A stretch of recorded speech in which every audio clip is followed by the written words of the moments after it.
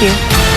CBS 17 is your local election headquarters. North Carolina proving to be a key battleground state in the race for the White House. Today, the presidential candidates are in central North Carolina holding dueling rallies. We have team coverage for you this afternoon.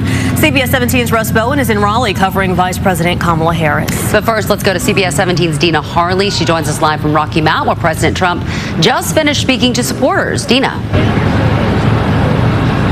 Yeah, Angela and Liz, really a very big crowd here at the Rocky Mount Event Center earlier today. People lining up for hours this morning for a chance to see the former president here just days ahead of Election Day. Former President Donald Trump taking to the stage just before 1:30 this afternoon. The crowd chanting USA, USA over and over again.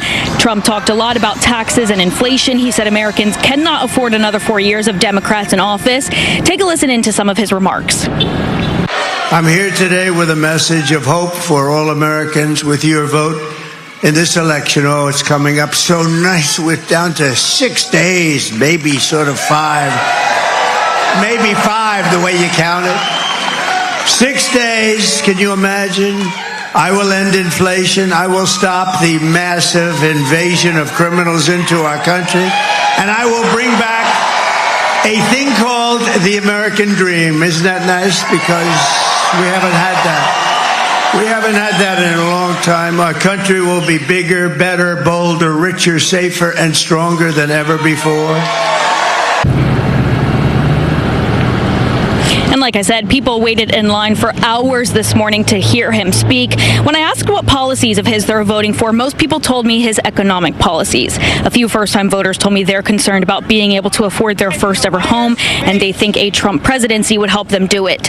As we know, over 3.3 million people have already voted early in North Carolina alone, but there are still millions left to cast a ballot. So I asked supporters here today what they wanted to see or hear from the former president up until November 5th to win over any voters. I think if he would reiterate some of his policies, what he wants to do, and give people some assurity of what he's going to do. And he's got a track record that he's already run on. He's been the president. He brings people together, but I just wish, stick to the stuff that people care about, the economy, the border, buying a first house, getting your wife a ring, having your first child. And several of his supporters here that we heard from earlier today also mentioned Vice President Kamala Harris and just an inherent lack of trust they have in trusting her to run the country for 4 years. We're going to hear more from them coming up at 5 o'clock. Live in Rocky Mount, Dina Harley, CBS 17 News. All right, Dina, thanks so much. And right before former President Trump took the stage in Rocky Mount, Vice President Kamala Harris rallied with supporters in Raleigh. And we know we have an opportunity in this election to turn the page on a decade of Donald Trump, who has been trying to keep us divided and afraid of each other. We know that is who he is, but North Carolina, that is not who we are.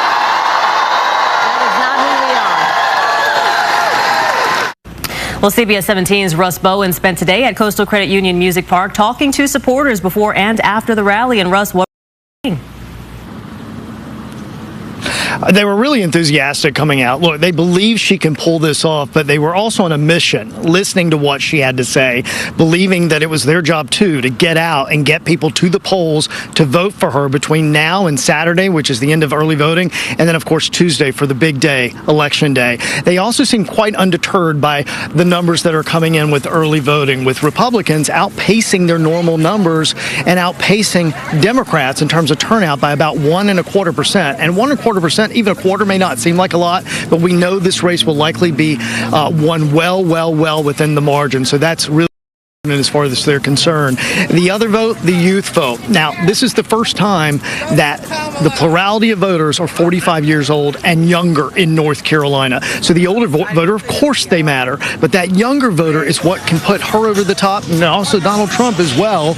And getting the voters out who are 30 and younger, we all know that is not always the greatest success, but we ran into a couple of Duke students who came in with a large number of Duke University students and asked them why they are motivated to actually get to the polls this time around. Here's what they told us. There's a different aura about campus right now. People are more excited. People want to take part in this election, and I, along with all my many other Duke students here, really want to be as active as possible and get the word out. Definitely, like, it is difficult to get the youth vote, but I feel like when there's someone who really engages the youth and also is just very charismatic, like Kamala is, it is easier. I also think a lot of people just really don't want Donald Trump to go back into office. Now, one other quick note on the youth vote.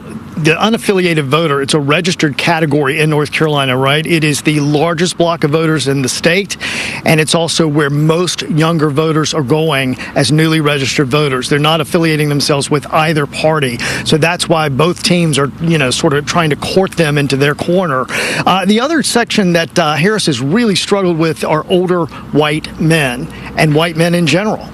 We talked to one person, veteran, older guy, who's with his son here today, and coming up at 5 o'clock, he's going to explain why he's no longer voting Republican and is going to vote for Kamala Harris instead. Again, that's coming up at 5 o'clock. Back to you. All right, Russ, thanks so much.